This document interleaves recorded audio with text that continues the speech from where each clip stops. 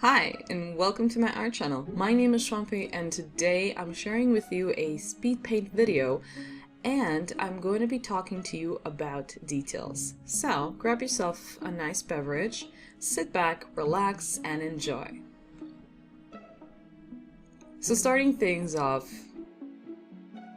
let's start things off by talking about what actually is a detail. A detail is defined as a small part or secondary or accessory part or parts of a picture, statue, building, etc. Basically, a detail is a small feature on an illustration that leads up to the major image. Little details make up a bigger image. So details are small features, right, that make up the big picture. And by that logic, the more details you have, the better the picture. No, that is not the truth. So if you have a lot of details, for the sake of having details, you will create a very noisy image, right? It will be a lot harder for the viewer to actually figure out what's going on in your illustration.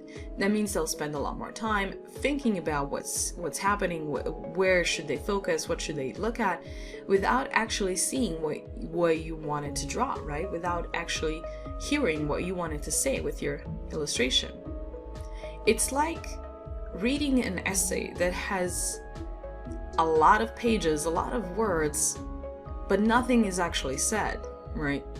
So, okay, let's say then if having a lot of details means the image is too noisy, let's have less details.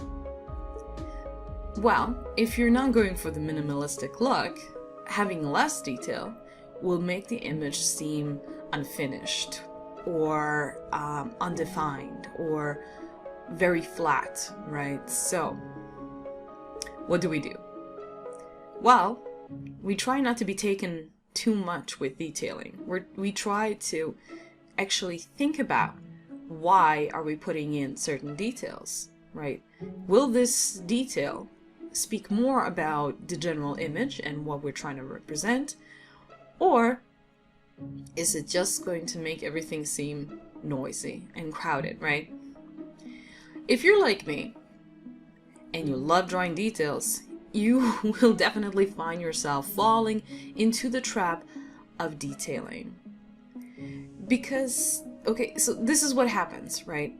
We want to put in details because if you're more into drawing than painting, you're gonna love doing the details. It's fun, and going in and putting all of those small little features on small parts of the illustration is going to be super fun, and you're just going to be getting lost into it, and we're not looking at what's really happening, right?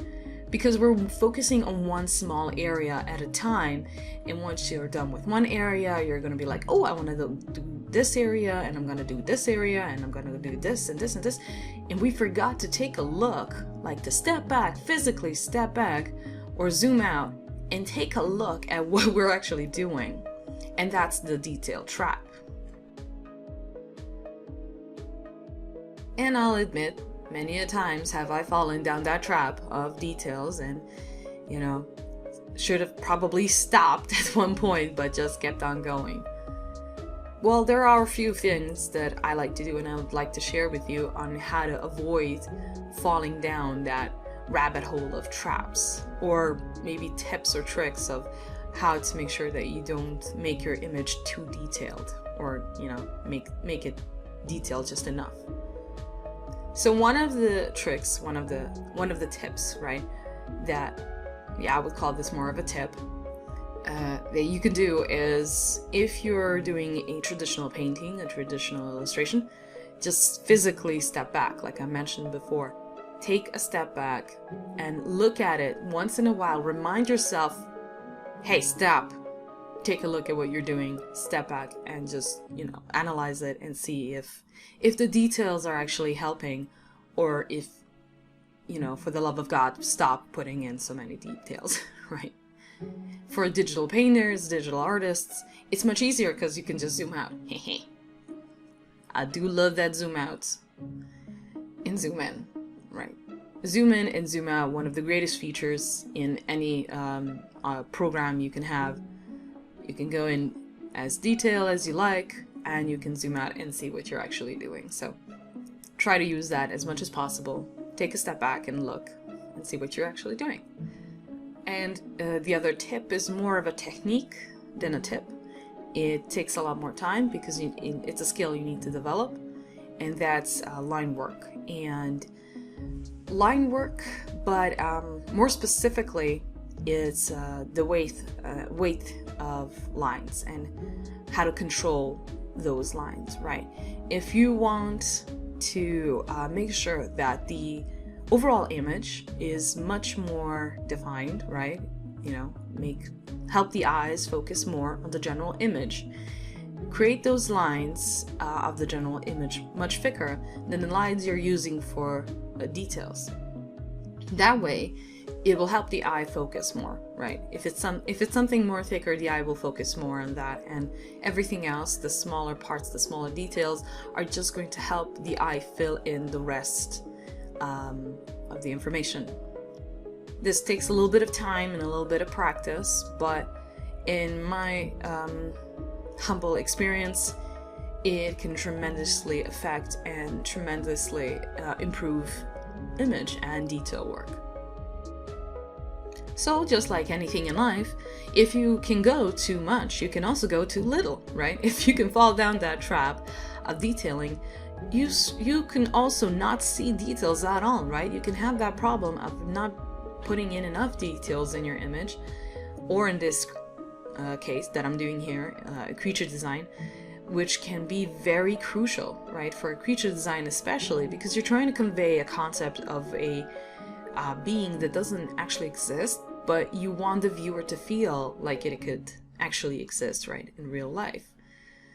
That it's an animal that can walk, talk, well, not talk, but walk, or meow, mew, bark, or whatever, and be able to exist in our world, right? So the viewer of our designs has to have enough information, enough details to tell them how this animal could exist, right, and function in our world.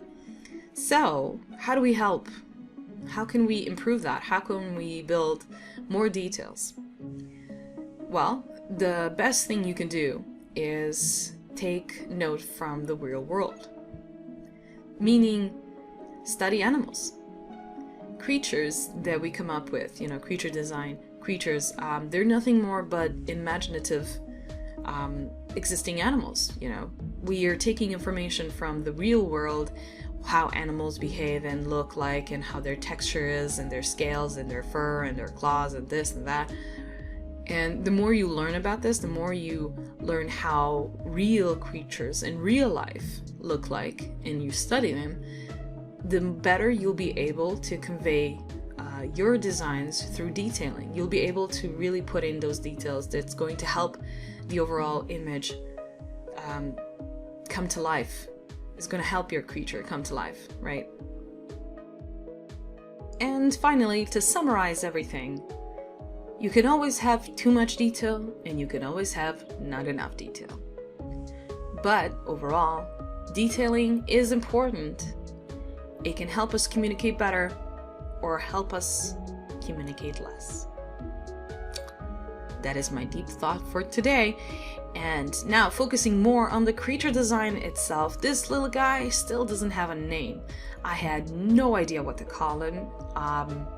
He's kind of a mixture of, I guess, a goat and a rabbit and a lizard and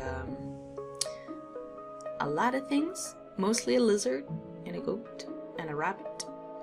But I have no idea what to call it, and I'm bad with names. That's why I'm not a writer. I'm an illustrator. Visually, fine. Words, no. So if you have any suggestions on what to call this creature, what to call this guy, feel free to drop down below in the comment section. Tell me what you think, and I will see you next time. Usually I would upload every 2 weeks, but I'm trying to figure out a new format, and I can't make that promise that it will be ready in 2 weeks. So Hopefully you'll be patient with me, and hopefully I will be able to bring something really cool. In the meantime, thank you so much for watching. You guys are awesome. Love ya. Love my patrons. You guys are incredible. And I'll see you all next time. Till then, have a wonderful day. Much love.